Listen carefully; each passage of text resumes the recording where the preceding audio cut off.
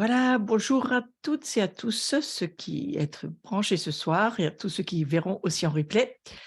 Bienvenue, nous sommes jeudi 2 février et nous allons poursuivre ce cours sur le fait d'être transformé par la gloire de Dieu. Puis on va voir aujourd'hui les obstacles au changement et à la transformation. Je reviendrai sur un cours prochain sur la transformation en termes de euh, l'importance de comprendre que c'est notre cœur qui a besoin d'être transformé, mais j'ai fait un petit cours spécifique dessus, donc je le ferai au suivi de ce cours d'aujourd'hui. Aujourd'hui, je voudrais voir le fait des obstacles au changement et à la transformation, parce qu'il y a beaucoup d'obstacles qui sont là, et alors évidemment, hein, lorsque nous saisissons, et j'y reviendrai beaucoup de fois, mais lorsque nous saisissons, qui nous sommes réellement dans la nouvelle création, dans la révélation de la gloire, des enfants de la gloire que nous sommes. J'en parle beaucoup en ce moment dans les séminaires où je vais, là où on m'invite. J'ai fait deux émissions avec Carlos Payan à midi sur sa chaîne. Vous pouvez aller les écouter, c'est très intéressant, c'est des synthèses en peu de temps de ce que je crois être en train de voir et de comprendre, et j'amène tous ceux que je peux avec moi dans ce nouveau, parce que c'est quelque chose de nouveau que nous ne voyons pas la saison passée. C'est quelque chose pour maintenant, c'est une grâce que Dieu nous fait, en tous les cas à moi il me l'a fait, d'arriver à commencer un peu, hein, je dis bien un peu, à voir ce qu'est la gloire de Dieu, et en tous les cas, de la rattacher avec nos anciens logiciels, qui ne sont pas faux, mais qui ont besoin d'être mis à jour. Et je vous redis, c'est vraiment des remises à jour qu'il faut faire.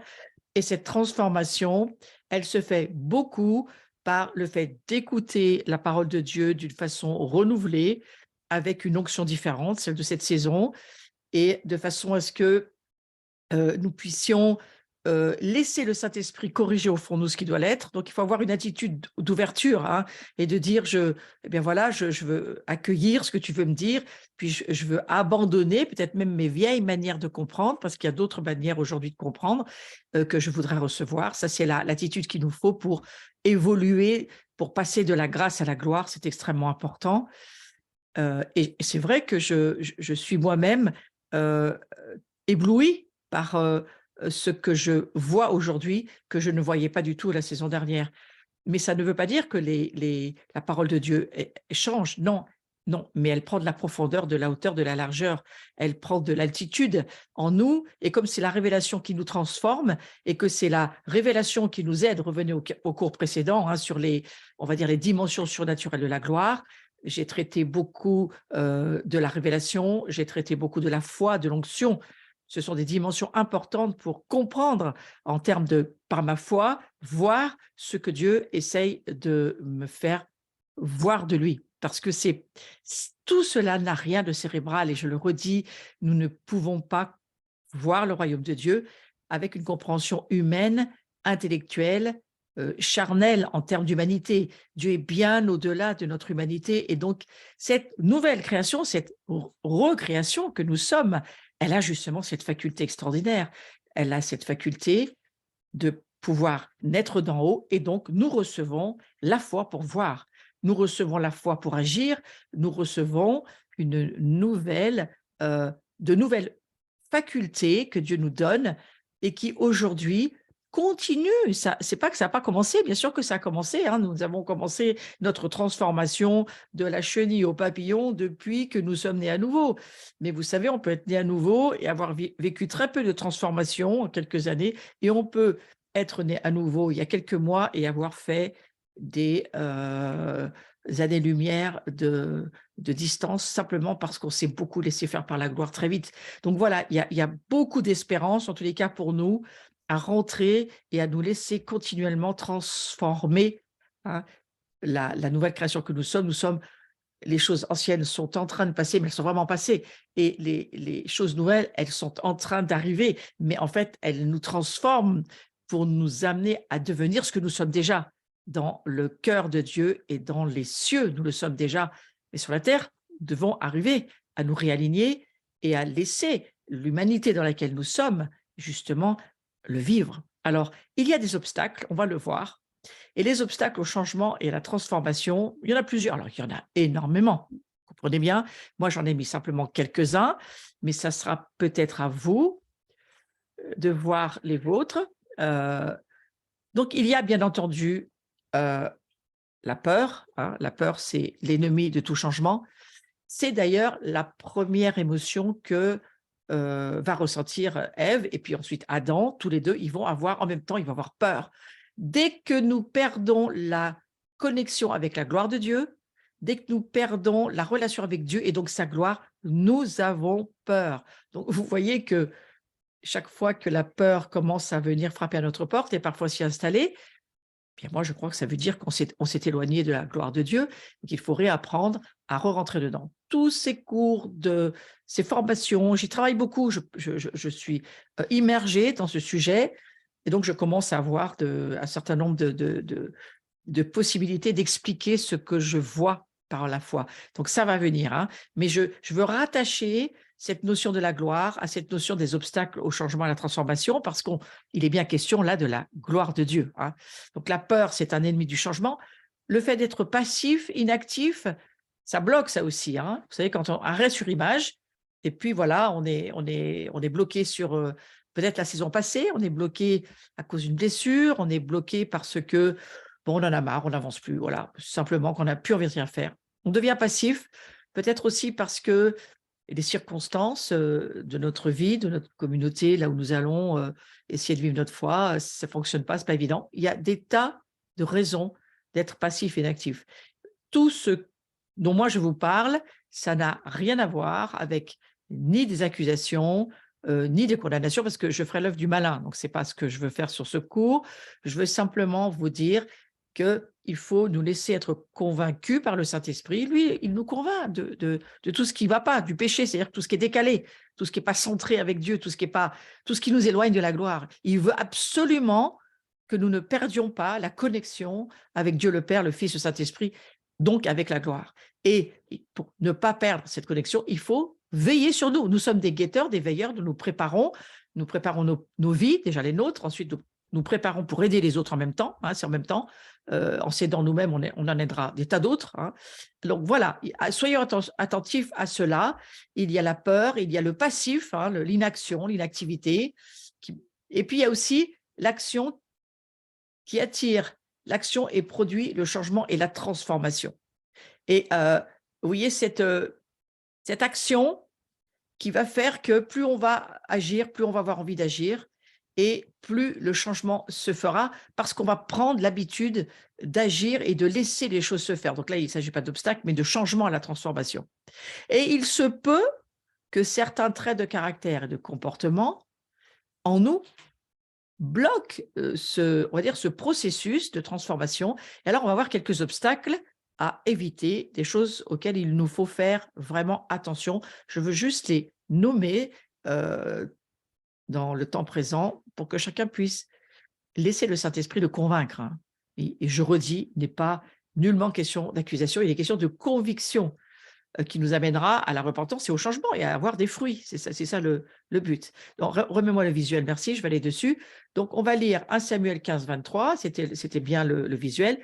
Car la désobéissance est aussi coupable que la divination et la résistance ne l'est pas moins que l'idolâtrie et les théraphimes. Puisque tu as rejeté la parole de l'Éternel, il te rejette aussi comme moi. Donc, c'était une parole qui a été donnée par Samuel, mais c'est une parole qui nous intéresse, nous, dans notre contexte de la gloire de Dieu. Voyez-vous, d'abord, toute obéissance, elle se fonde sur la grâce et sur l'amour. Si on n'a pas la révélation de l'amour du Père, et on y reviendra beaucoup de fois, mais le fondement de toute notre vie chrétienne, c'est la révélation du Père. C'est qui est la gloire de Dieu. Dieu est amour, Dieu est un Père rempli de bonté, ses bontés sont éternelles, son amour n'a pas de hauteur, de largeur, de profondeur, on ne peut pas la mesurer.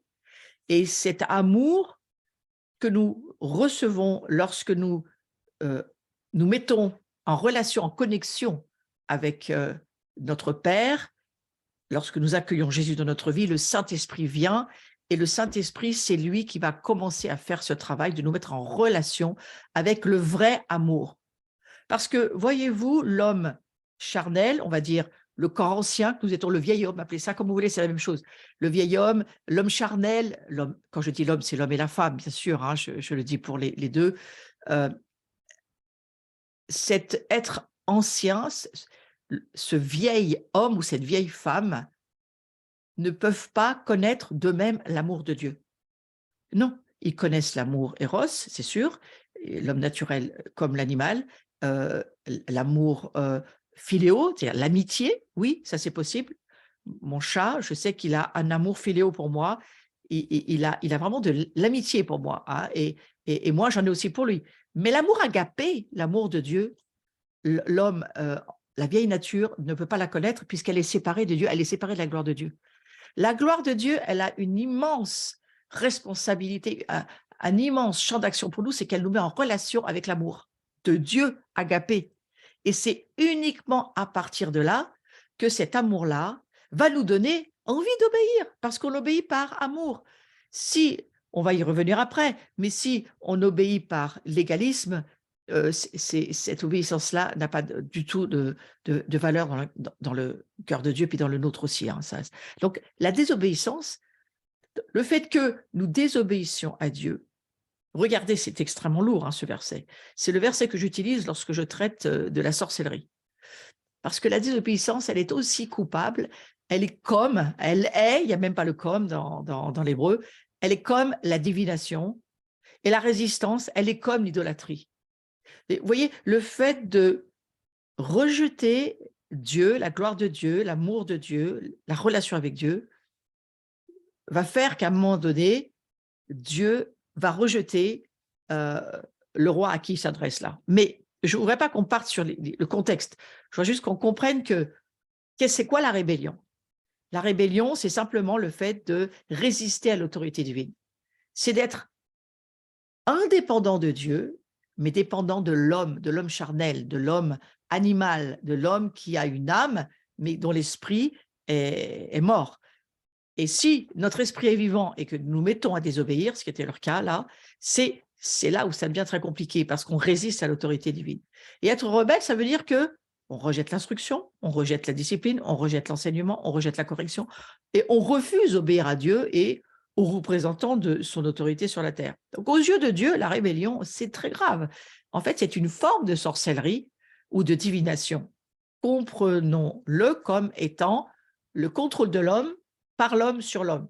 Ouais. Vous voyez, la sorcellerie, en fait, c'est lorsque ton âme contrôle tout et voudrait même contrôler Dieu, la parole de Dieu, puis décide de faire comme elle a envie, puis si Dieu n'est pas d'accord, c'est la même chose. Ça, c'est vraiment la rébellion. Mais c'est une forme de sorcellerie. C'est lorsque l'âme de l'homme va contrôler et que Satan va l'utiliser. Et ça deviendra, eh bien, toutes les œuvres de la chair, hein, Galates 5, 19, dont la divination, dont tout le côté occulte font partie. Alors, la rébellion, l'entêtement, l'idolâtrie, attention, tout ça, ce sont des obstacles à vivre pour la gloire de Dieu, évidemment. Hein. Et on va voir que l'orgueil et l'humilité, il y a deux choses. La seule arme contre ce péché, c'est de développer un esprit d'humilité. Et on va lire ce verset de 1 Pierre 5, 6. « Humiliez-vous donc sous la puissante main de Dieu. » Et ce n'est pas marqué sous votre pasteur ou sous votre, je ne sais pas, vos amis du monde. Ou non, c'est « humiliez-vous donc sous la puissante main de Dieu afin qu'il vous élève au temps convenable. » Et vous savez, je vais faire un petit commentaire là sur on va dire, cette pensée de l'humilité. Regardez comment a fait Jésus. On reviendra au visuel après. Regardez comment a fait Jésus. Jésus, avec son Père, va décider, d'un commun accord, avec le Saint-Esprit, de venir amener un plan de sauvetage pour l'humanité, parce qu'on est quand même tous complètement perdus, sans Dieu, et nous naissons, nous aussi, par notre nature humaine sans Dieu. Donc, que ce soit Adam et Ève ou nous, on avait tous le même problème. On était tous privés de la gloire de Dieu. Mais avant la fondation du monde, le Père qui nous avait déjà dans la pensée, le Fils qui était déjà l'agneau de Dieu immolé hein, avant la fondation du monde. Il était déjà sur son trône, il savait déjà toutes choses, puisqu'ils n'ont pas ni de présent, ni de futur, ni de passé, mais qu'ils sont dans un présent continu. Je peux le dire, ta foi peut le comprendre, pas ton cerveau, mais ta foi peut comprendre que l'agneau de Dieu, il a toujours été sur son trône avant la fondation du monde, et qu'il a toujours été là, et que ça a toujours été dans le cœur de Dieu, ni dans le passé, ni dans le futur, mais dans un présent continu. C'est l'éternité. Donc voilà, et c'est très bien si ton cerveau est fatigué, laisse-le se reposer, tu vois, c'est le soir là, et laisse ta foi vraiment être demandant au Saint-Esprit qu'il nous aide à voir par la foi ce que Dieu nous dit dans les réalités invisibles et ces mystères qui sont amenés aujourd'hui à être dévoilés parce qu'on a besoin de voir pour entrer encore plus dans le royaume de Dieu, dans la gloire de Dieu, dans la connaissance de Dieu, ça veut dire la même chose. Donc, vous voyez, Jésus va venir, il va laisser ses gloires, il va se revêtir d'un corps de chair totalement sans péché, totalement saint, au travers de sa naissance dans le corps de Marie, mais dont son père est Dieu, il est engendré par Dieu. Il est né d'en haut, mais il viendra aussi de naissance humaine dans le corps de Marie ou Myriam, c'est la même chose. Et il va devenir incarnation, et il va recevoir le baptême du Saint-Esprit parce qu'il en aura besoin, puisqu'il a laissé ses gloires au ciel, mais il va se revêtir de la nature humaine. En tous les cas, il va prendre plus tard les péchés, la nature de péché, et surtout, il va porter toutes les malédictions pour nous, parce que justement, il s'est incarné pour ça. Il s'est incarné pour pouvoir devenir qui nous étions lorsque nous sommes nés loin de Dieu. Nous sommes nés charnellement, mais pas spirituellement. Alors, Jésus, il fait ce plan de sauvetage en accord avec son Père, et le Saint-Esprit va toujours être d'accord et va toujours appuyer pour que les choses puissent se faire. Ils travaillent les trois ensemble, c'est l'harmonie divine, c'est la théophanie. C'est magnifique, ça aussi, d'y penser, comment ils fonctionnent tous les trois ensemble. Et en fait, lorsque Jésus vient et qu'il s'incarne pour nous et qu'il traverse, il nous montre le modèle, le prototype que nous sommes appelés à vivre sur la terre, de cette manière-là, comme lui a vécu. Vous voyez, il reçoit sa part, la plénitude. Lui, il reçoit la plénitude parce qu'il est Christ, il est parfaitement homme, parfaitement Dieu, mais sur la terre, il vit par la dimension du Saint-Esprit. Il ne vit pas par l'omniscience et l'omniprésence de Dieu son Père. Il est totalement homme, mais totalement rempli du Saint-Esprit. Et il y a un mystère là derrière. Et pourquoi est-ce qu'il vient le vivre dans une incarnation? Eh bien, pour nous montrer que nous aussi, nous allons pouvoir le vivre. Ça va être le chemin que nous allons avoir à suivre. Et j'aimerais faire une petite remarque sur ce « humiliez-vous » parce que c'est de là où je veux en venir. En fait, lorsqu'il nous montre le prototype de vie que nous devons avoir, eh bien, c'est ce qu'il nous dit. Et Pierre le comprend totalement. Pierre qui va se prendre plusieurs claques dans sa vie et qui va se rendre compte qu'il faut faire très attention à la parole prophétique parce que lui, il y va un petit peu trop de son côté charnel. Et quand Jésus lui dira, Pierre, il venait d'avoir une immense révélation sur qui est Jésus, c'est lui qui répond tout juste. Et Jésus lui dit, attention, Pierre, c'est pas par toi que tu le sais, c'est le Saint-Esprit qui te l'a dit. Mais bon, c'est bien, Dieu le Père te l'a révélé, c'est parfait, très bien. Et puis, juste après, il va lui sortir « Ah non, non, mais tu ne vas pas aller sur la croix. Non, non, il n'y a pas moyen. » Et Jésus va lui dire « Arrière de moi, Satan. » Il ne parle pas à Pierre, mais il parle à l'esprit derrière qui l'influence pour qu'il arrive à dire une chose aussi stupide. Pierre, quelque part, il est aussi dans son humanité. Il a aussi un petit peu de mal, on peut le comprendre. On a certainement la même, nous aussi, aujourd'hui, dans plein de domaines. Alors, Jésus montre ce chemin de l'humilité. Et il y a un verset très clair où il dit qu'il va s'abaisser lui-même pour ne pas devenir l'égal de Dieu. Il va s'abaisser, et il va passer par une kénose, c'est-à-dire il va passer par le dépouillement total de qui il était, sans péché, d'une chair, mais qui n'a jamais péché, son être intérieur n'a jamais péché. Et il va se revêtir de notre nature pour payer pour nous, pour qu'il puisse échanger sa nature contre la nôtre. Et pour cela, il doit se laisser être dépouillé, non seulement de ses gloires dans le ciel, mais ensuite sur la terre, il va prendre une attitude de serviteur. Jésus, si vous regardez sa vie, il est au service, il ne vit pas pour lui, il ne vient pas pour parler de lui, il vient pour parler de son Père, il vient pour montrer au monde qui est son Père, pour ceux qui veulent croire, et il vient aussi pour nous montrer qui nous sommes au travers de la vie qu'il vit sur la terre. Voilà, la vie qu'il manifeste sur la terre, c'est pour nous dire, voilà qui vous êtes. Moi, je remonte au ciel, mais vous allez continuer à être qui je suis. Et vous le vivrez parce que je vis en vous et que c'est par le Saint-Esprit, comme moi j'ai vécu sur la terre, vous allez faire pareil et vous allez vivre depuis la gloire de Dieu. Et vous allez devenir, d'une certaine manière, la lumière du monde. Vous allez devenir la gloire de Dieu en moi. Il ne faut pas oublier le « en moi ». Le « en moi » est extrêmement important parce qu'on doit absolument considérer que le vieil homme, la vieille femme, la femme charnelle, qui vivait avec son ego, avec sa rébellion, son entêtement, c'est les obstacles dont je vais parler, ça je vous remets les choses en ordre. Ce vieil homme, cette vieille nature, où est-ce qu'elle se trouve? Clouée à la croix, il faut la considérer clouée à la croix et n'ayant plus d'existence dans notre nouvelle vie. Donc cela veut dire qu'il faut avoir une conscience permanente de notre identification à la mort sur la croix de notre vieille vie. Donc cette rébellion, cet entêtement qui peut encore être dans notre vie, eh bien, laissons-nous être totalement transformés. Il y a beaucoup de choses que nous ne voyons pas, qui viennent encore de, on va dire, des restes, des réminiscences de notre vieille nature, parce que si notre esprit a été totalement régénéré et totalement la nouvelle création, notre âme et notre corps, non, ils sont en travail, en travaux, appelez ça comme vous voulez, en transformation, en changement continuel. Hein. Et bien entendu, les obstacles dont je parle, je les situe dans ce cadre-là, où il faut absolument pas vivre avec. Si ce sont des mauvais esprits, il faut les mettre dehors. Si ce sont des habitudes, il faut les détruire en transformant nos pensées, nos attitudes et nos façons de faire. Et si nous lisons beaucoup la parole de Dieu et que nous réorientons toutes nos pensées, c'est tout le travail du renouvellement des pensées, nous arriverons à ne plus du tout nous comporter comme la vieille personne qui n'existe plus. N'empêche que, il y a encore quelques progrès à faire, vous serez d'accord avec moi. Donc, on va revenir sur ce visuel de l'humilité, l'orgueil et l'humilité, parce que la seule arme contre ce péché, eh bien, contre le péché de rébellion, contre le péché d'idolâtrie, l'entêtement, eh bien, c'est vraiment de développer un esprit d'humilité.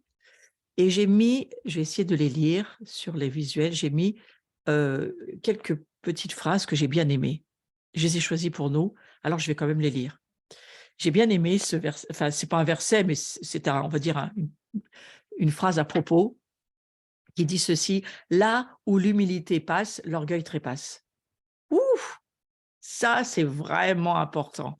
Là, vous pouvez vraiment, si vous exposez les ténèbres qui s'appellent l'orgueil, eh bien, la gloire qui passe forcément par la kénose, le dépouillement, le fait de s'abaisser comme Jésus a fait, et ça c'est notre chemin de gloire, frères et sœurs, hein. Le chemin de gloire, j'en reparlerai beaucoup plus tard, mais j'en amène quelques touches pour qu'on avance quand même sur le sujet de la gloire, mais la gloire, elle ne peut être précédée que par la mort. Dieu ne met pas sa gloire dans des êtres humains qui ne sont pas morts à eux-mêmes. Hein. Je parle de la mort à soi-même, je parle de la mort de son âme, de ce contrôle des pensées, des émotions ou parfois même de la volonté que l'homme peut avoir pour être son propre Dieu. C'est de cet homme-là dont je parle. Hein. Je parle de l'homme charnel, de l'homme qui n'est absolument pas spirituel, mais qui peut s'appeler chrétien, hein, attention. Donc voilà, là où l'humilité passe, là où l'humilité, c'est-à-dire l'abaissement, le dépouillement, le renoncement à soi, je me retire par amour, je le fais toujours par amour, hein, eh bien l'orgueil trépasse. Vous voyez, l'orgueil a un petit peu du mal à aimer les autres, hein, c'est un peu la chose qu'on pourrait dire.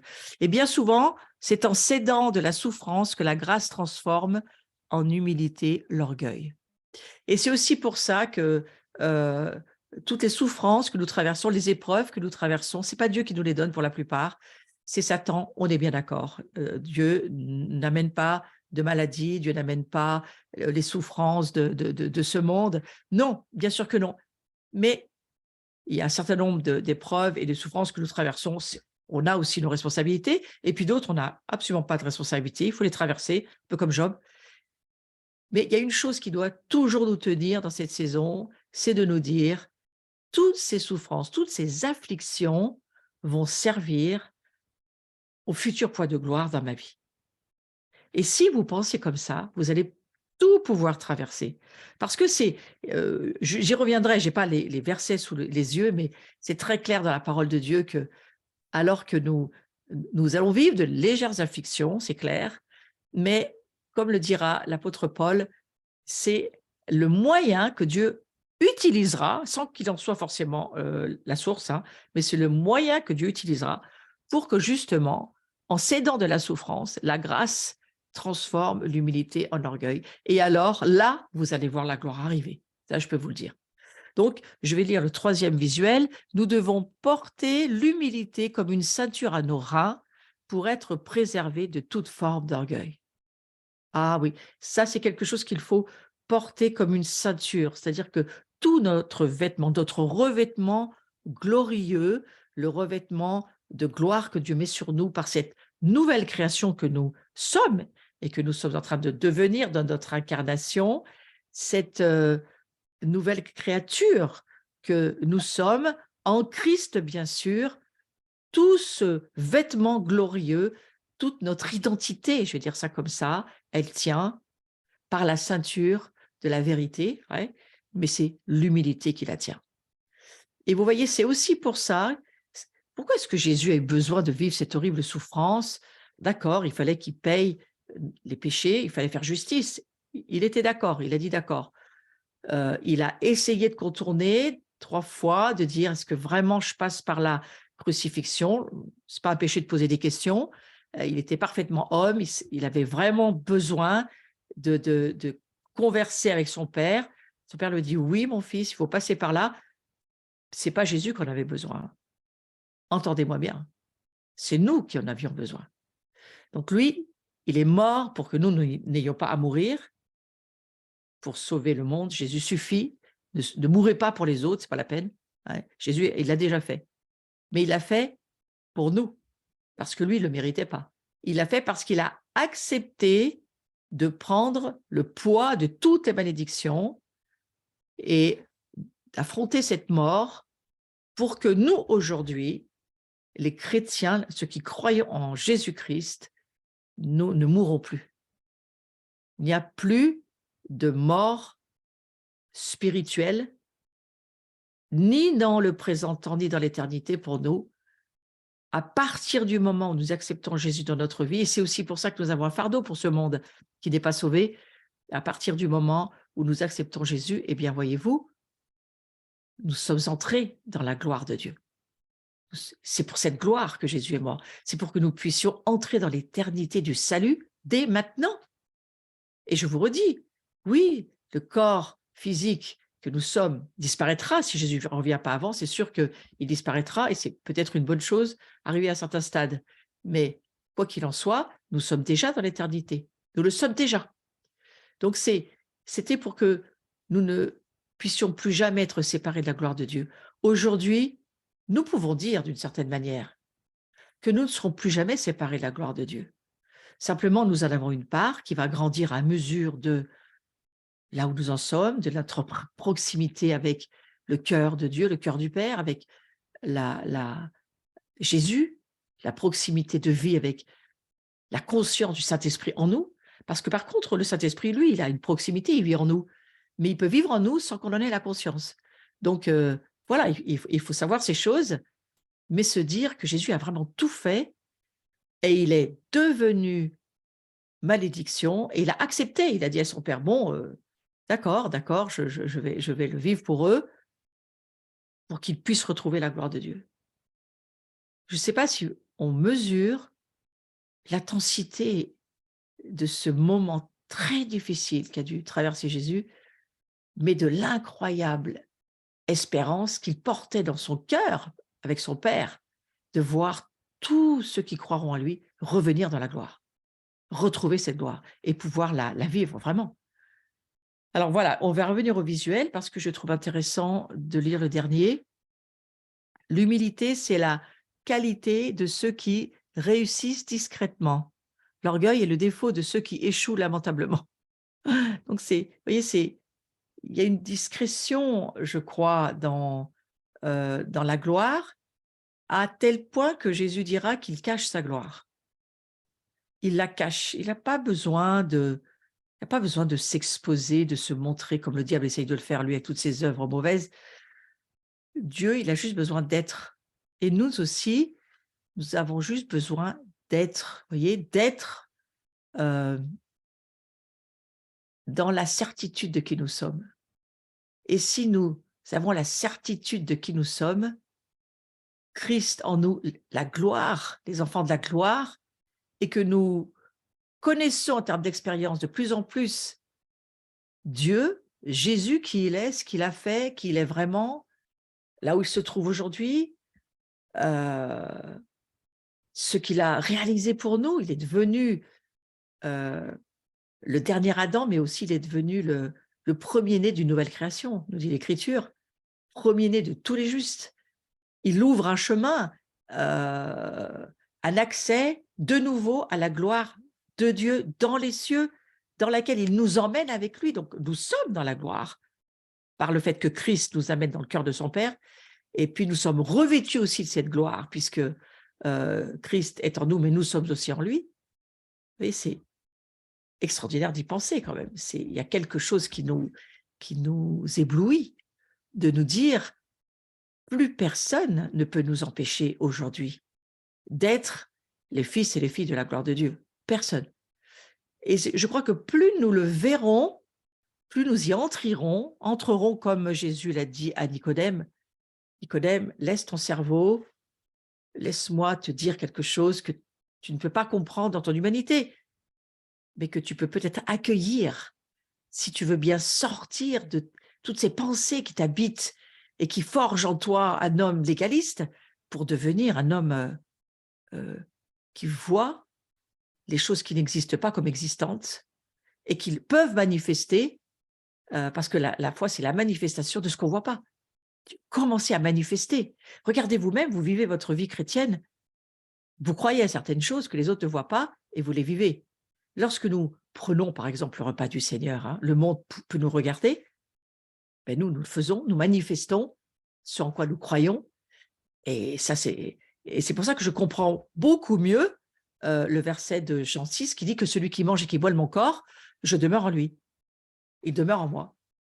Mais parce que nous manifestons quelque chose qui le monde ne peut pas voir, mais ce en quoi nous croyons, et c'est en faisant cet incroyable acte prophétique de manger et boire le corps et le sang de Jésus, quelle que soit la manière dont vous le faites, cette Eucharistie, cette Sainte Seine, ce repas du Seigneur, quelle que soit la façon dont on le fait, si nous croyons dans notre cœur que nous le faisons en mémoire de Jésus, pour tout ce qu'il a fait pour nous, la gloire demeure en nous. C'est formidable, voyez-vous. Donc voilà, l'humilité, c'est une décision qui s'exprime par une action, et nous ne pouvons pas demander à Dieu de nous rendre humbles. Et faites passer de prière, ça ne sert à rien. C'est à nous de nous humilier. Vous voyez, regardez Jésus, c'est notre prototype, mais c'est aussi notre modèle. C'est celui que nous allons imiter, et c'est aussi celui qui va nous montrer tout ce que nous pouvons regagner en faisant ce que Dieu nous dit, parce qu'on a perdu beaucoup de choses. On a perdu le royaume, on a perdu la gloire, on a perdu la vie, on a tout perdu, on a perdu tout. Ça résume, quand on dit on a perdu la gloire, ça résume tout en fait. Et Jésus va dire, je leur ai donné la gloire. Waouh, Jean 17, que tu m'as donné, je leur ai donné la gloire. Je suis venu pour ça, parce que c'est cette gloire-là qui va nous permettre, d'une certaine manière, de voir qui est vraiment Dieu, qui nous sommes vraiment. Et l'humilité précède la gloire. C'est-à-dire, l'humilité, Jésus, il s'est laissé crucifier injustement, d'une certaine manière. Il n'avait rien fait. Combien de fois vous allez vous faire crucifier par des paroles ou par des méchancetés ou des offenses ou des injustices ou des tromperies? Combien de fois ce monde va essayer de vous crucifier jusqu'à peut-être vous faire mourir pour certaines personnes, hein, bien sûr que ça peut encore arriver, ça arrive encore. Mais là, je parle plutôt on va dire de persécution, vous voyez, de tribulation que nous traversons, que nous avons à traverser. Qu'a fait Jésus? Il n'a rien dit. Il s'est laissé faire. Il est resté lui-même. Il savait. Il connaissait le plan. Mais nous aussi, nous connaissons le plan aujourd'hui. Nous aussi, nous savons que nous n'avons pas besoin de défendre Dieu, nous n'avons pas besoin de justifier ce que Dieu fait, nous avons juste besoin d'être ce que Dieu dit. Nous n'avons pas besoin de nous exciter pour justifier quoi que ce soit dans notre vie. Certaines personnes, il faudra même secouer la poussière de nos chaussures. Voilà, les disciples l'ont fait aussi. Sur certains endroits, c'est pas la peine de se fatiguer quand les gens veulent rien. Mais nous faisons simplement ce que Jésus nous demande de faire. Et alors que nous allons faire ce que Jésus nous demande de faire, et pour ça, il faut vraiment vivre en proximité de vie avec le Saint-Esprit. Nous sommes créés pour écouter Dieu. Nous sommes créés pour entendre Dieu. Nous sommes créés pour faire ce que Jésus nous dit. Jésus dira, mes brebis entendent ma voix. Donc, on entend la voix de Jésus. On ne peut pas aujourd'hui, pour entendre des chrétiens nous dire, j'entends pas la voix de Jésus. Ça serait faire mentir Jésus. On entend très bien la voix de Jésus. C'est en nous, lorsque nous sommes nés à nouveau, nous entendons la voix de Jésus et nous entrons surtout, nous commençons à faire l'apprentissage de passer de la grâce à la gloire. Et je vous rappelle que la grâce, c'est vraiment l'introduction, c'est la petite semence de ce que devient ensuite, une fois qu'elle a fleuri cette grâce et qu'elle a pris de la maturité du poids, cette grâce, elle devient la gloire. Mais c'est quoi la grâce en fait? C'est la révélation que nous ne méritons rien, que nous étions perdus sans Dieu, qu'on ne pouvait rien faire par nous-mêmes, que sans la gloire, on n'a rien. Tout est mort, tout est fini. Et la grâce vient dire, écoute, voilà, je te sauve. Prends ma main, on y va. Tu mérites pas. Allez, c'est parti, on fait le voyage. Et c'est sur ce fondement, la grâce pour moi, ça veut dire, si on en a vraiment la révélation de la grâce, le trône de la grâce, c'est le trône où on ne mérite pas. C'est le trône de l'humilité. C'est là où nous réalisons que tout ce que nous sommes, c'est grâce à Dieu. Même la plus petite des révélations, elle ne vient pas de vous, elle vient de Dieu. Et c'est juste une grâce que Dieu vous accorde.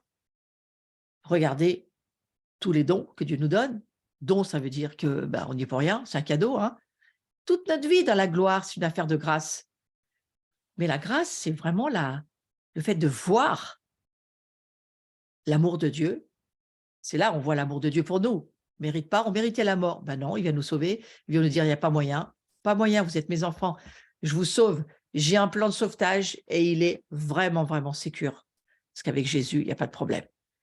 Mais vous devez absolument apprendre petit à petit. Si vous voulez voir plus de gloire dans votre vie, il va falloir qu'on apprenne, je me mets dedans parce que je ne donne pas des leçons, moi j'apprends, hein, mais il va falloir vraiment nous dire que nous devons apprendre à voir que tout est grâce.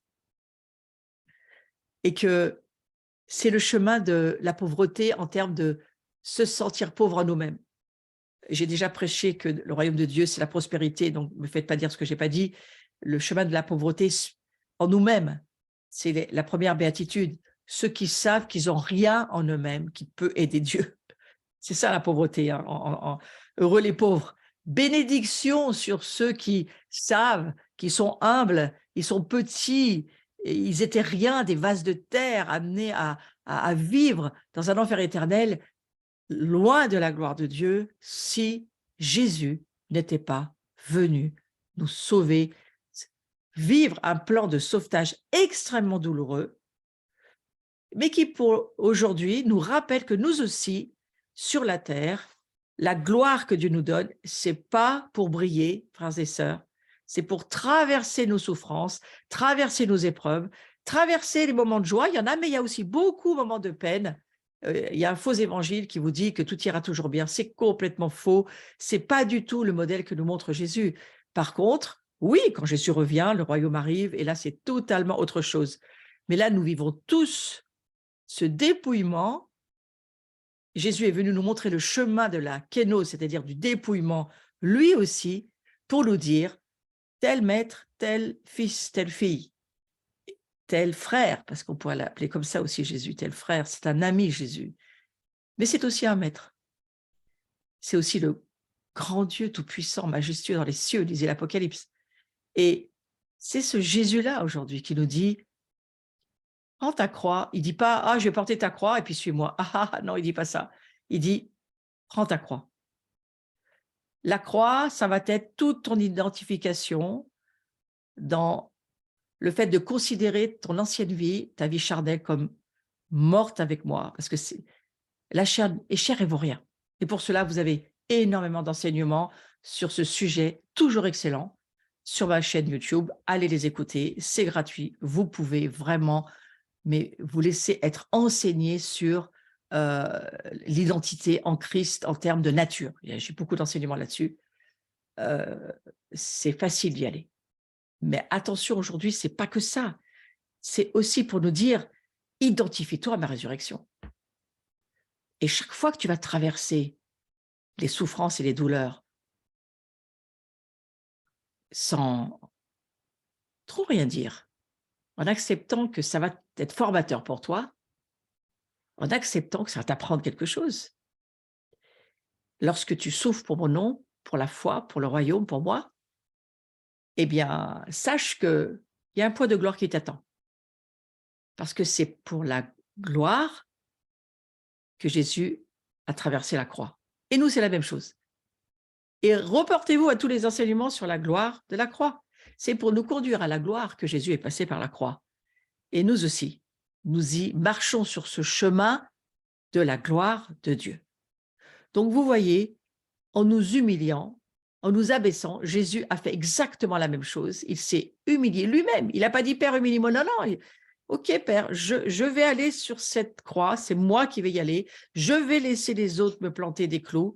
Frères et sœurs, faites pareil. Laissez les autres vous planter les clous. Laissez. L'offense est un honneur. Le pardon est un honneur. Ah là, tu vas loin, sérieux. J'entends certains qui me disent « Oui, mais alors, on va plus se battre contre le diable ». Bien sûr que si, on vient détruire ses œuvres. Donc, on vient détruire la maladie, on vient détruire les injustices, on vient détruire tout ce qu'on peut faire au nom de Jésus. Mais nous, dans notre chemin du dépouillement pour passer de la grâce à la gloire, il nous faut comprendre qu'on va traverser des souffrances comme Christ l'a fait. Et ces souffrances-là, elles sont extrêmement utiles. Donnez-leur un sens, de façon à ce que Satan ne puisse pas ni vous faire défaillir dans votre foi, ni vous décourager. Vous vivez des offenses, heureux êtes-vous, c'est ce que dit la Bible. Soyez heureux. On vous dit des méchancetés, soyez heureux. Pardonnez, avancez, écoutez pas ces voix, avancez, traversez. Mettez un casque sur votre tête, n'écoutez pas ce que le diable vous dit, écoutez ce que Dieu vous dit. Gardez vos yeux fixés sur Jésus. Gardez vos yeux fixés sur les choses d'en haut, pas les choses d'en bas. Tenez-vous au courant de ce qui se passe en bas, mais ça devrait couler comme l'eau sur les plumes d'un canard, voyez, parce que les choses en bas ne sont pas éternelles. Nous vivons pour laisser l'être que nous sommes se transformer de la chenille en papillon, et plus que ça. Hein. Papillon, c'est juste une image, mais d'être transformé en des êtres éternels, dans les cieux, dans la gloire. Nous vivons déjà éternellement dans cette gloire et nous apprenons de plus en plus à le croire. Et plus nous le penserons, plus nous le serons. Mais pour croire, il faut changer nos pensées, se repentir. Repentez-vous et croyez à la bonne nouvelle du royaume. Cette bonne nouvelle de la gloire de Dieu, vous savez quoi? La religion a tout fait pour qu'on n'en entende jamais parler. Donc aujourd'hui, attention à tout ce que vous avez entendu dans le passé, et si forteresse il y a, détruisez-les au nom de Jésus. Vous êtes capable de le faire vous-même. Il y a des enseignements sur comment abattre les forteresses de pensée dans nos vies. Allez-y, commencez le combat chez vous. Et je vous promets que ça marche. Hein. Renverser les forteresses, toutes les âneries qu'on a pu nous dire, nous faire entendre, nous faire croire, et rentrer dans les réalités invisibles de Dieu qui sont pour nous. Toutes les promesses sont oui et amen en Jésus-Christ. Donc il faut refuser.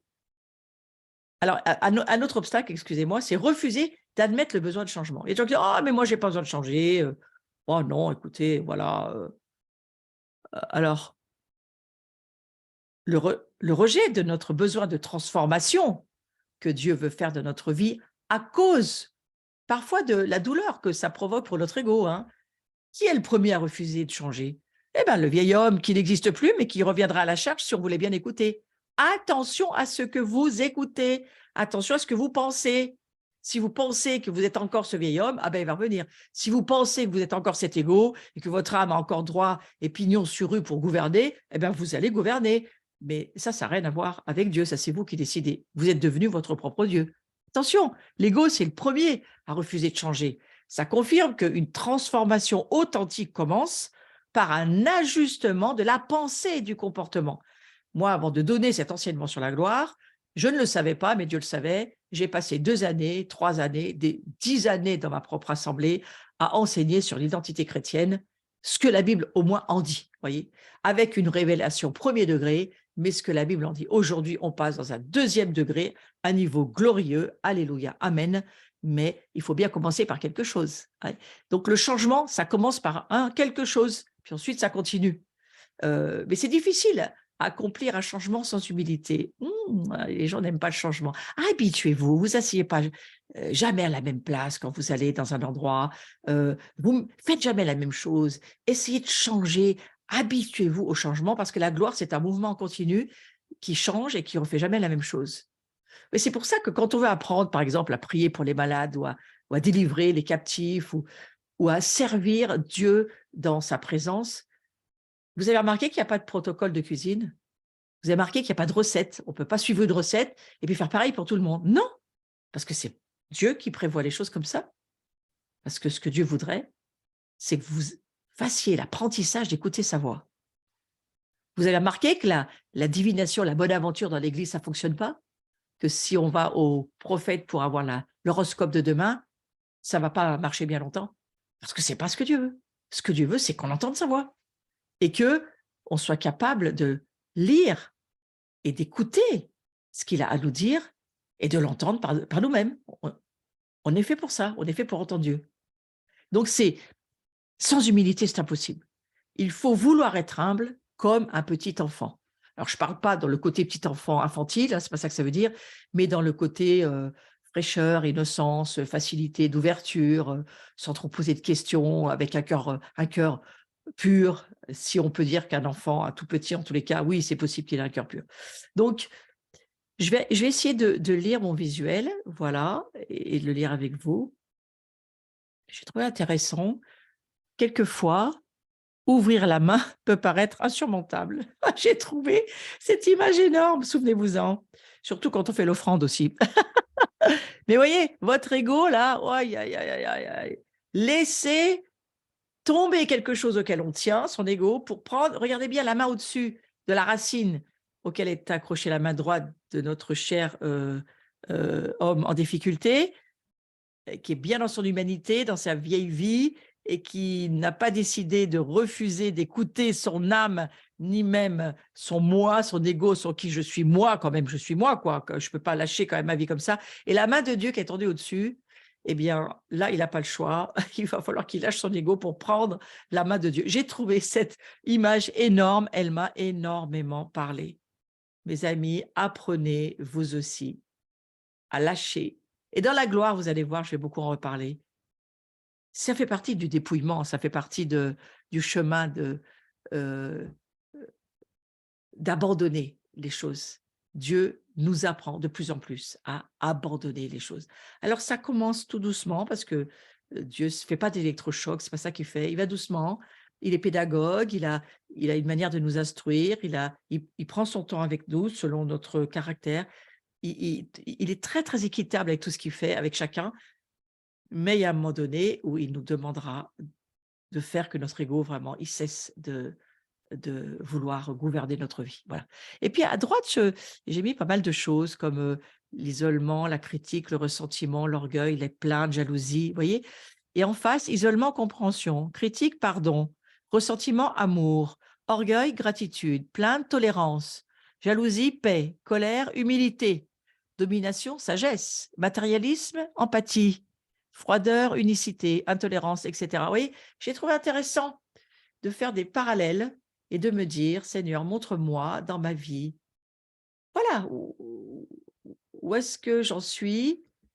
Je suis en travail, c'est-à-dire que dans mon être va se passer des naissances dans cette, année 2023, des naissances, des nouvelles naissances qui vont, heu, me transformer. Vous savez, le royaume de Dieu, ça vient par des naissances. On est à nouveau pour notre, la nouvelle création que nous sommes, mais ensuite nous avons plein d'autres naissances à vivre, c'est-à-dire des parties de notre vie qui doivent être abandonnées, laissées, auxquelles on doit renoncer, ce qu'on appelle la mort à soi-même, et lorsque c'est mort, ça y est, ça peut ressusciter. Mais Dieu, écoutez-moi bien, Dieu ne ressuscite pas ce qui est encore vivant, c'est impossible. Il ne peut ressusciter que ce qui est mort. Donc, il va être très important que nous puissions voir ce qui doit mourir en nous et réfléchir sur ces domaines de rébellion dont j'ai parlé, ces domaines entêtés, d'opiniâtreté, d'idolâtrie, de résistance en nous, au changement, à des nouvelles choses que Dieu veut faire, à des, même, parfois, il faut même changer sa Bible et la lire avec une autre traduction.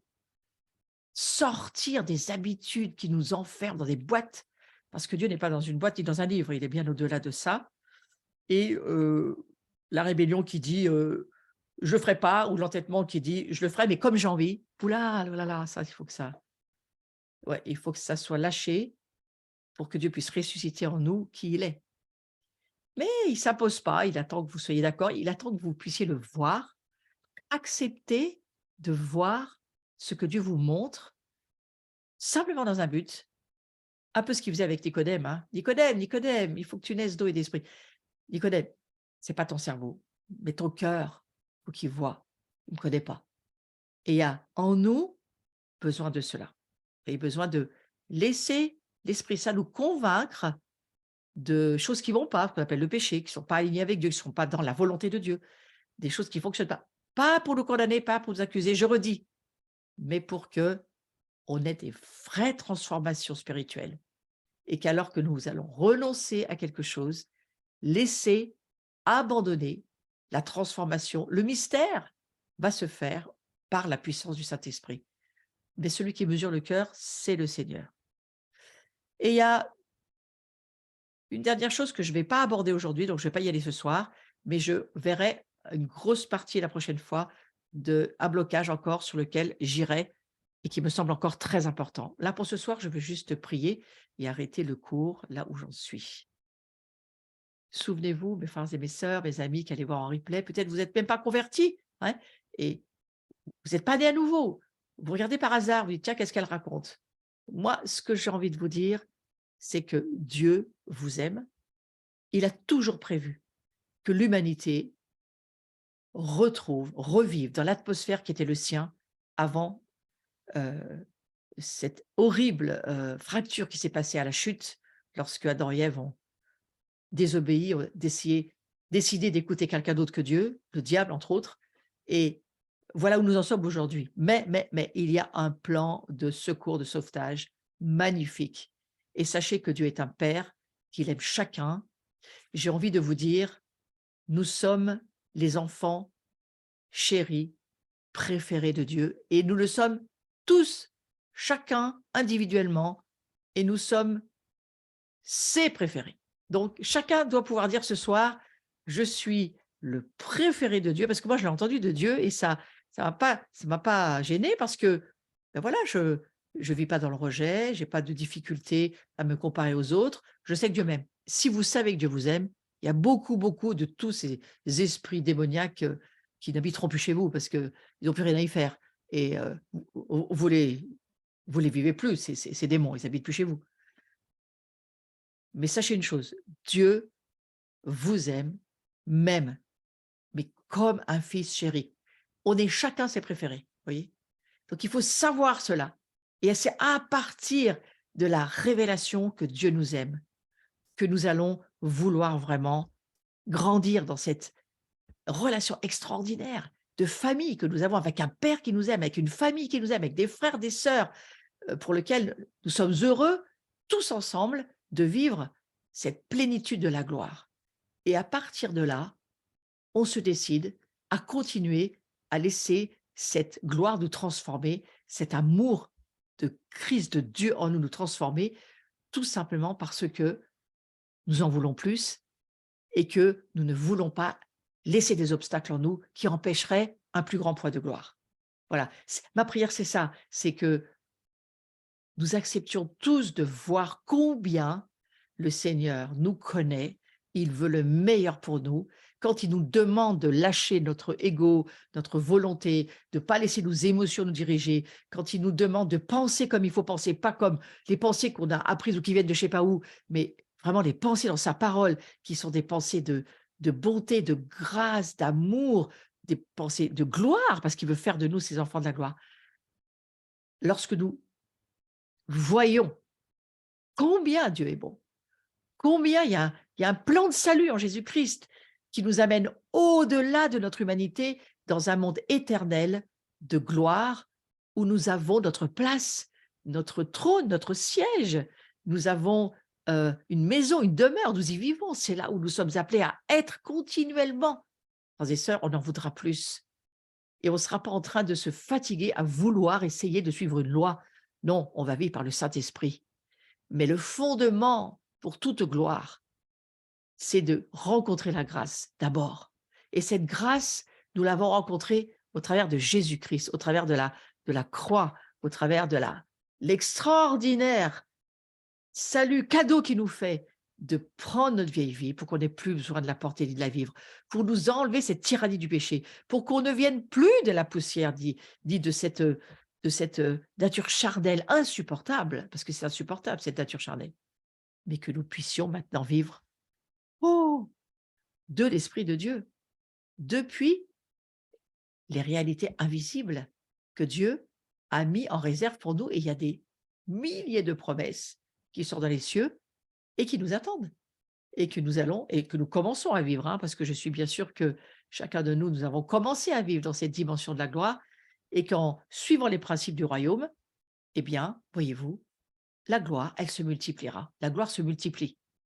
Vous savez, c'est un petit peu l'idée de donner, on vous donnera.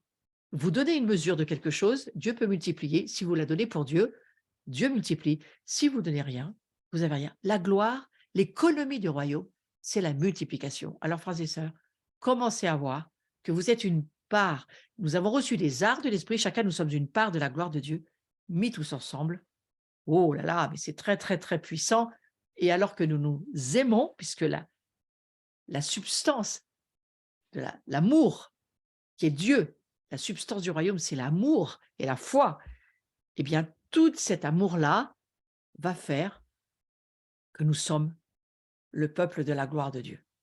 Je vous souhaite une très bonne soirée. Je souhaite que vous puissiez méditer sur ces choses, réfléchissez-y, sortez de la rébellion, sortez de l'entêtement, sortez de tout ce qui vient de cette vieille nature humaine qui n'existe plus. Voyez qui vous êtes vraiment et considérez-vous que le travail, les contractions que vous vivez, les épreuves que vous traversez, les réactions que vous avez, c'est tout pour la gloire de Dieu.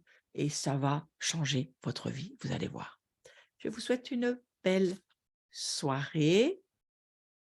Voilà, le prochain cours aura lieu le 23 février. Entre-temps, nous sommes toute on va dire, une grande famille à partir en Israël et quand nous nous reverrons, eh bien, nous aurons été, heu, pas seulement visités, mais nous aurons marché sur beaucoup d'endroits, et entre autres à Jérusalem et en Galilée. Donc, je sais qu'il y en a beaucoup qui être branchés, qui seront avec nous. C'est super d'y penser. Donc prochain cours le 23 février. Ensuite, il y a la maison de Jean, là, c'est ce week-end. Vous pouvez le suivre, par Zoom, certaines rencontres seront, retransmises et bienvenue pour ceux qui sont en présentiel, en tous les cas. Voilà. Ensuite, nous aurons la journée du 25 février, je vous attends aussi, de 10h à 18h, 17h30, 18h. Alors là, mes amis, on se laisse submerger par la gloire et c'est mon sujet et je vais y passer beaucoup, beaucoup de temps. Et dans ces journées, je pratique aussi on va dire, le ministère du Saint-Esprit. Alors lui, il fait bien ce qu'il veut, mais il y a toujours, toujours, je le sais, parce que c'est le manteau que le Seigneur m'a donné, je le remercie, des délivrances qui se font et des percées, des avancées dans la gloire de Dieu. C'est le but. Rendez-vous à Pessard, jeudi 6 avril, 20h30, tous sur Zoom et YouTube. les infos sont sur notre site, vous irez tout lire. Voilà, un grand repas tous ensemble, c'est super, ce Seder. Donc nous vivrons un Seder tous ensemble, de nouveau avec Marc Blancou et de nouveau avec des différentes tables qui seront ouvertes. C'est l'année de la multiplication, hein, donc c'est pour ça que nous avons pensé faire des Seder divers et variés et vous aussi, vous pouvez organiser une table chez vous et le vivre avec nous. Voilà. Voilà, je vous souhaite une belle soirée. Merci pour tous ceux qui vous abonnez à ma chaîne. Merci pour tous ceux qui me soutenaient. C'est magnifique, ça m'aide. Et merci pour ceux qui, surtout, me donnaient des encouragements parce que vous savez quoi? Eh bien, c'est encourageant d'être encouragé. Voilà. Passez une belle, belle soirée. Portez-vous bien. J'ouvre mes fenêtres. Je vais vous voir un petit moment. C'est bien que je puisse vous voir. Voilà, nous aurons, pas tout de suite, mais un Zoom ouvert, on en discutera ensemble, mais on va laisser passer Israël. Et souvenez-vous, tout ce que vous traversez, c'est pour des poids de gloire qui sont en train d'arriver dans la balance de vos vies. C'est super. Belle, belle soirée à chacun. Au revoir.